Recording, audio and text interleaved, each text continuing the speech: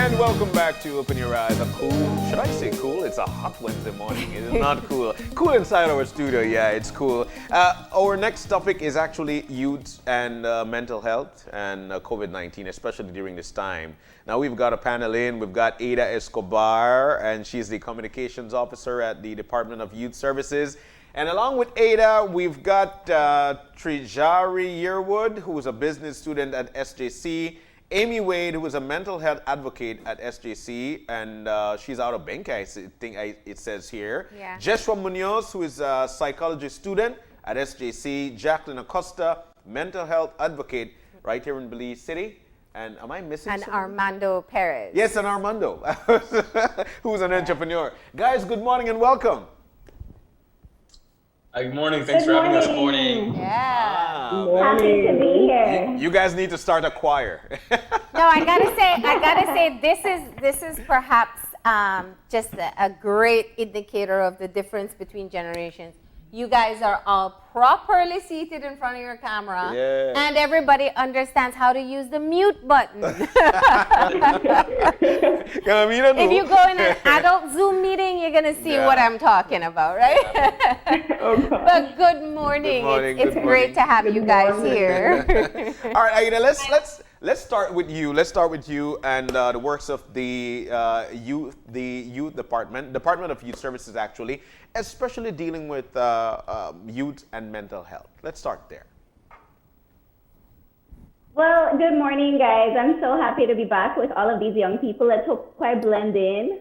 I can pretend to be 20 years old this morning with everybody else. But the Department of Youth Services, as you guys know, we try to stay current with our young people. Yeah. And this month has been, advocating mental health, and it's something really important. And we see that, we have a whole unit on health, but I must say maybe about 5-6 years ago, that unit focused a lot on HIV and how we can help our young people with that. And in those years, we've seen the importance of as a whole and the importance of mental health as a whole and how it affects young people just overall. And now even more so with COVID-19 and all the restrictions and rules that it's brought. So I'm really excited to kind of open this conversation, open the dialogue, have a few of our young people share how they've been feeling. And I think what we want to get across today is, hey, everyone out there, all our young people out there, but everyone really, let's talk about mental health. It shouldn't be a stigma anymore. It should be something that, let's be honest, all of us are facing something. And if we weren't before, I think with COVID-19 and the quarantine and staying home, we all kind of had a little experience of that. So hopefully that kind of has us understand each other a lot more when it comes to mental health. So let's just start off, I think, with a check-in. And Aida, you are young. We appreciate you joining us and sharing beyond just DYS, your own personal experience. Yeah. This has been a life-shifting experience for all of us. And I just want to know, how are you guys doing? What are some of the thoughts and feelings that you've been experiencing since the start of the pandemic? Well, for me, I think even before that first case hit in Belize, in San Pedro, we saw how it was kind of taking over the world. And I like to read news in the morning, just world news. I like to look at Open Your Eyes in the morning. I like to stay current. And I saw how it started in Wuhan, and I really worrying, and it kept spreading. And I have family that live in other parts of the world, and so it was really scary seeing how it was starting to get to those countries. So I think it's been something that I've currently been worrying about before it even hit us here. And people say, why worry? It's not going to help the situation. And it's true, and I know that, but I couldn't help it. And so when it finally hit us, it was really hard, especially when it got okay, we're closing our offices. We really have to just go online now. And then staying home for however long. Honestly, I don't even remember how long I was home. I felt like that whole time was just a war. Yeah. It was really hard. I think I had some days where I was, and then the heat in Belize, let's talk about that for a second. That was not helping anybody's mental health. Yeah, March felt like 90 days, true? Yes, I think so. And I know that. Let's get the feel from everybody else, and we'll start with Trejari, then we move on down to Aimie, Jeshua, Jacqueline, and Armando. How did this affect you guys? For me personally, I was released from school from March 20th, and I've been home since. I haven't left the house, not even to go across the street, around the corner. I'm just in the house, and it plays a lot with your mind when you're not used to being solely in the house, when you're used to going around. Like, for example, I go to school every day, so I'm used to that, like being outside of the house in a outside environment. But it changed when you're inside, and you have to deal with stuff that you try to avoid from home. For example, family always have their little conflicts, but you have to deal with them now. Especially when you're all cooped up together. You're not alone. You can just walk out of school if the conflict, no? Yeah. So from March 20th to now, you really haven't done anything. Like, you haven't had to go back to school. No. So what do you do to pass your time? Well, we had transitioned from out of classes to online schooling. Yeah. So that was occupying my time for a while. But when that stopped, I would go to YouTube and, expand. Like, if you're not learn to cook, then we are the homework.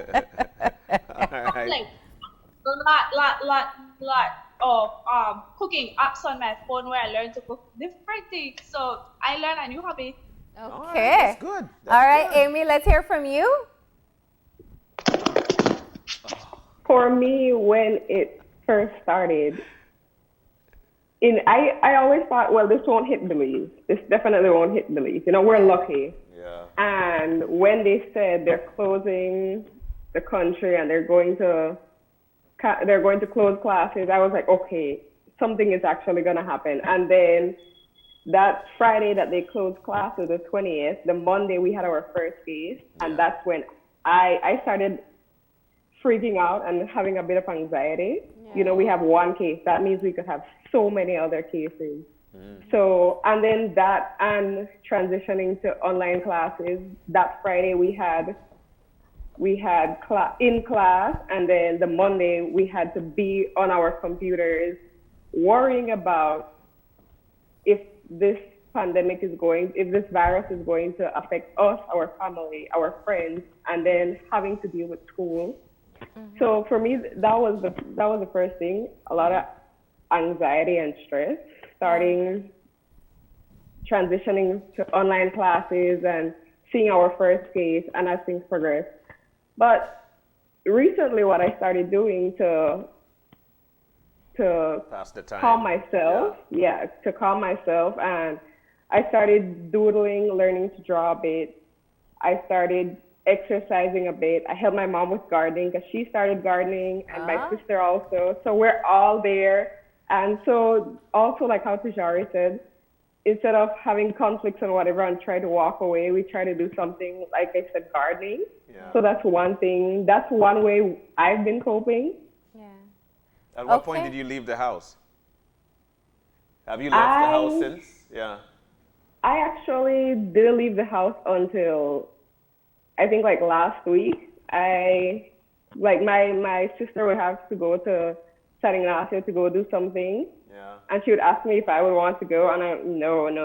I'm gonna stay right here. Yeah. So last week was the first time I actually left the house and went to San Ignacio, and it was great. It was great to be out of the house and have some fresh air. Cool. Yeah. Cool. All right, and Jeshua? Yeah. In San Pedro. Tell us. Good morning, everyone. Good morning. I think that the threat of COVID-19 scared the entire country. Yeah. I think that a lot of people reacted differently, but I think that having the first case here in San Pedro definitely scared a lot of people here on the island. It transitioned from being a international threat for us as a family to being a very real threat to our well-being. And even going to the store, going to different places to visit friends and family became a very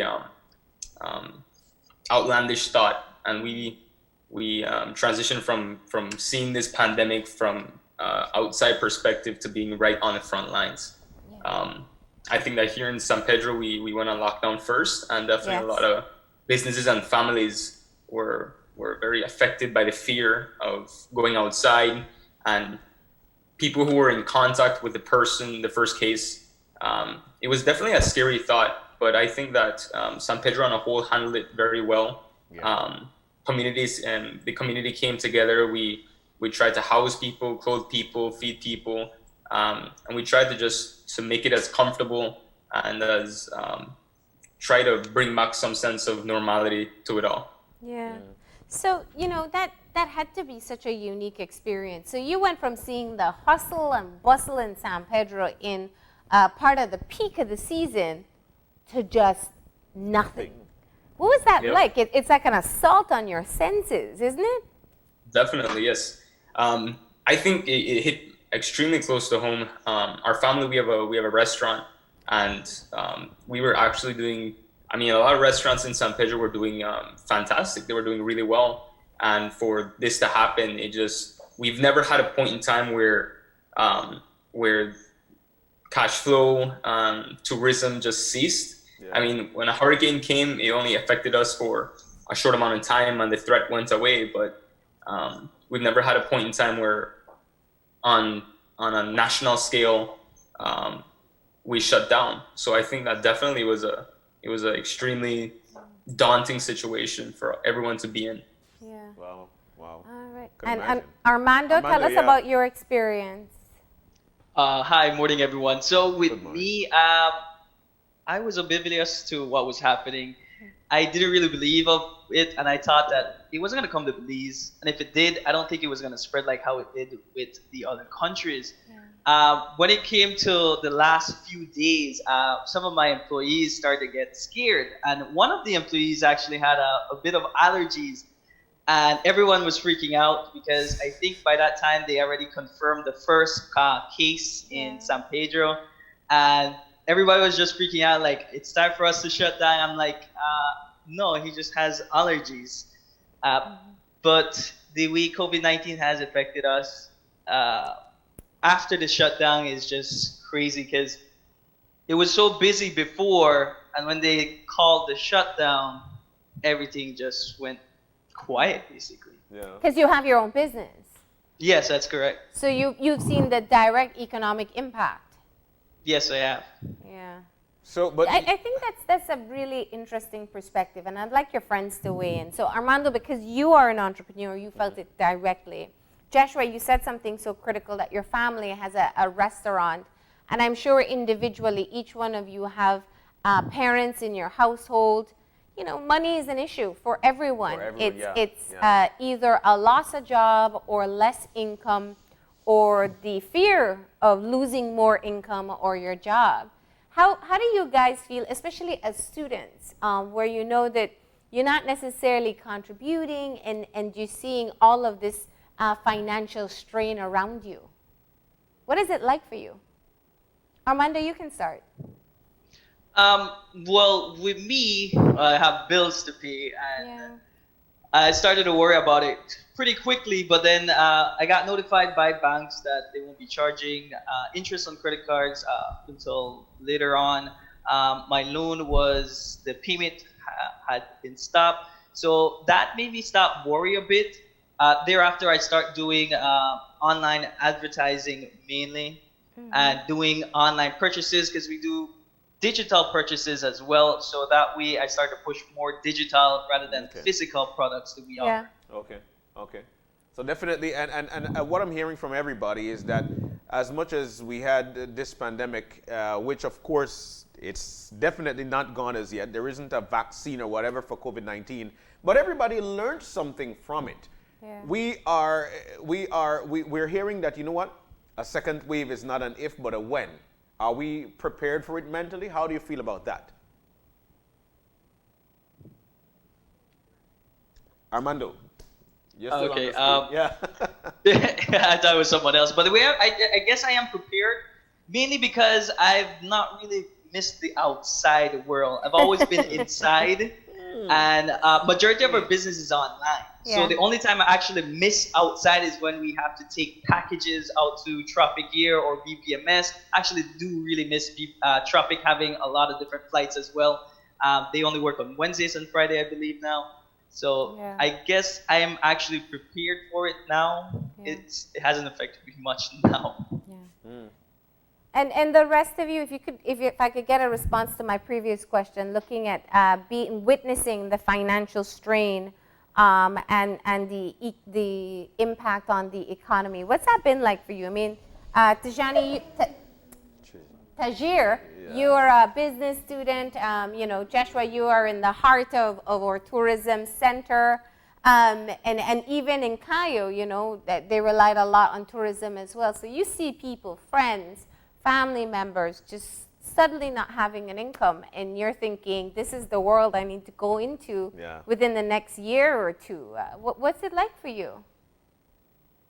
I think it definitely affected people differently. I think different families and different dynamics had been affected very differently. I myself, I was employed while going to school, so I paid my tuition, and my parents were also entrepreneurs. So the weight of it all definitely was overwhelming. I was extremely grateful to have not lost my job in this whole pandemic, but I know a lot of people, especially students who also go to school and work. I definitely think that a lot of them are struggling as well with not being able to bring in an income after most of their money went to tuition, and now not being able to support their family in any way or to have any income to bring into the family dynamic. Yeah. Wow. And Tijari? Well, for me personally, I was a full-time student at SJC, so I did not have like a full-time job. I would do a side hustle of nails, and that's a real close contact kind of job, so that had to be stopped. So I had to put a pause on that, and like the little cash I would get from that, I'm not getting any at all now. So it's a little hindrance, but maybe it's for the best practice. I hear you. And how about you, Aimie? For me, it was my dad not being able to work and my mom also not being able to work. Wow. So that's a bit stressful, being here and then not, I'm in the house and we all eat and we're staying here and I can't contribute. So I was a bit stressed about that. But also when my sister was in San Ignacio, she was telling me that it is so empty, and San Ignacio being a tourist attraction also, we've never seen it so empty before. And even that time that I went, no one at all was there. We had locals, like maybe one or two people walking around, but it was so empty. And even Benque, that is so quiet, it's even quieter. There's no one on the street. Yeah. Even going to the store, you would probably see some cars passing by, but now you don't see any of that. So that change a bit was like, wow, this is actually affecting us. Yeah. I know. So what's it been like since we have now been able to go over a month without any new cases? What's your mind frame like today? I would say for me, it's like I try to stay positive, and I know, like how you said, it's not when the second strain is gonna happen. It's not if it's gonna happen. It's when it's gonna happen. Yeah. And so for me, I'm keeping positive, and I say when we do have it, I hope it's not really bad like other countries. I hope that we don't have any fatalities. I hope that people are even more prepared and people know how to deal with it, and we keep that social distancing. Because I see that has helped us a lot. I think keeping our distance and, staying safe and keeping precautions has actually helped us to have such little cases. Yeah. Anyone else want to weigh in on where their mind frame is today?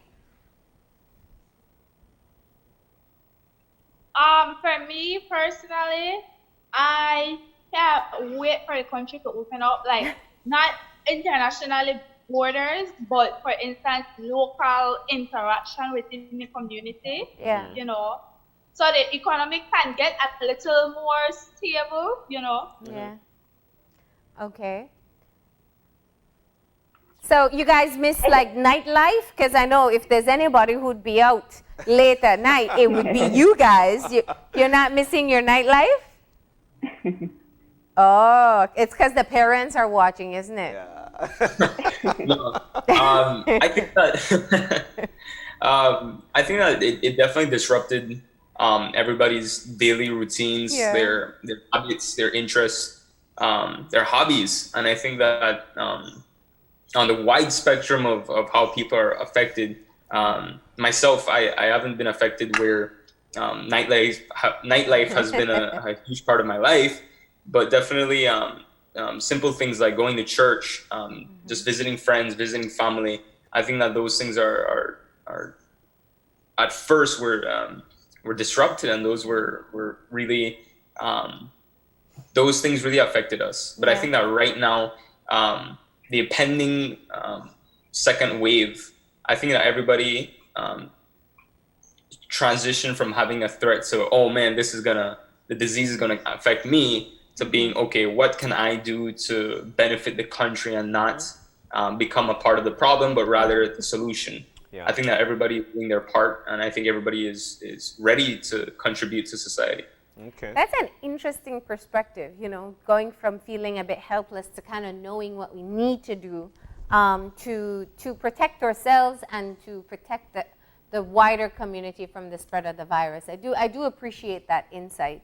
There's been some really funny memes that have gone around, and I think that one of them has to do with the role reversal that took place in the pandemic. Usually your parents are the ones who tell you don't go out and stay home. And now it's the younger people telling the parents, don't go out, stay home, wear your masks. Did you guys have that experience? Did you find that maybe you took it a bit more seriously than some of the other people in your family? I think after 2 months, I think everybody's a bit sick of being home. Yeah. But I think definitely, I think at first the parents were a lot more concerned with having their students, having their children at home and protecting them and just trying to keep them safe. But I think after we learned a bit more about this virus and how lethal it was to people who were vulnerable to being affected, I think that students kind of, the younger generation kind of took up the plate and started to put their feet down and say, like, you're the ones that are vulnerable to this, not me. So I think you should practice sanitation and practice wearing your masks. So yeah. You guys are putting yourself in a position to lead in the coming future, which is right around the corner. Let's face that fact. As young people, do you think that when it comes to our authorities, that they're making the right decisions? If there is anything you would change, what would it be and why? So do you think that they're making some very good decisions for us, and what would you change and why? Anyone else? We'll start with you, Jeshua. I think so far our government has made a tremendous effort in order to contain this pandemic, and I think that so far the result has been a good outcome of this. I think that the SI have been doing fantastic work, and I think implementing the curfew was needed. I think that the 2 months of quarantine were definitely needed, and the result of that is we're like going for over a month of no cases. Yeah. So I think that definitely I'm satisfied, and I'm actually glad that our government is doing such a great job in handling this pandemic. Of course, you could go into the details of what things we can implement or what we would change, but I think overall, Belize in itself and as a country, we've come together and actually helped in containing this pandemic. Yeah. Anyone else? I just want to jump in real quick and say I'm so proud of Belize because we're one of the 12 countries that can say we're COVID-free. So, of course, we can always do better, but I am just so grateful to be living in one of these countries where we can say that. So I just want to look at the positive side and feel blessed for it. Yeah, definitely.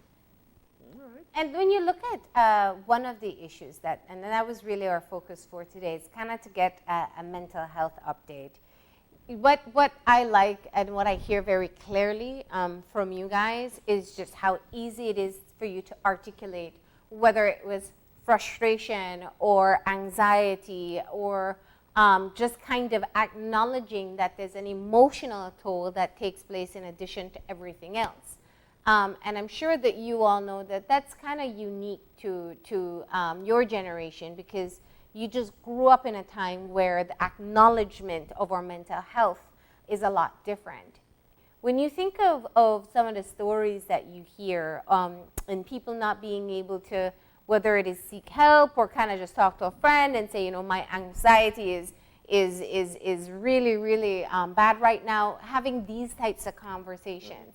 What do you think in looking at other people who are struggling in feeling in a better headspace? Let me ask Aimie, because Aimie talked about her anxiety. Okay, so for me, what helped me, like I said before, gardening and starting to work out. I told my sister about 2 days ago, she's so stressed. And I told her, stretch while you stress. And so we started laughing about that. But it's true, meditation, it has been known that meditation helps you. And so, like how Trajari said, she picked up a new hobby. Yeah. But for young people, what I would say is just take care of yourself and be kind to yourself. And, if what you came out of this lockdown with was watching everything on Netflix, then that is fine. I'm not saying because I worked out, you all should work out. And I would also say to stay off of social media or be less on social media, because we see a lot of these celebrities that we look up to doing all these new things and do this, and then we start stressing because we're like, why can't I be like them? Just try to stay happy, stay healthy mentally and physically, and make sure you get up in the morning and have a nice breakfast, and then just try to stay mentally okay. We don't have to come out of here with a new talent. We don't have to come out of here knowing French. Right. As long as we come out of here and we're happy, that is fine. Well, Aimie, I love that. That's very inspirational. And I just want to throw this. I just want to throw this out to you, and I know it's a happy thought. You're into gardening. Well, you remind me of me. So you're into gardening. Which one of your plants do you cherish the most, or how do you feel seeing new shoots? And I'm saying this so we can rub off on Marlene, right? How do you feel about new shoots? Okay, so my mom started buying a lot of succulents because she loves succulents. Yeah. So we have those. We're taking care of those, and now she wants to grow roses. She loves roses, and we have one rose tree. Yeah. So she started buying other little roses and planting them around. And usually she takes care of it most of the time. But then when she goes out to take care of her mom or to go out with my aunt, she's like, you have to water it and you have to take care of it and make it, groom it and make sure it's well. Yeah. So that's what I'd say. Yeah. Lovely, man. Now, what you said about kind of just being gentle to yourself, I think is a really important message. Definitely. If it's Netflix that made you survive, great. If it's cooking that made you survive, great. If it's reading, if it's gardening, whatever it takes to keep yourself mentally healthy. Let me ask, how have you been able to balance schoolwork and also just the uncertain times? Because it's kind of hard when your routine changes to get your mindset right. Yeah. Was it difficult to kind of manage school when all of this was happening all around you?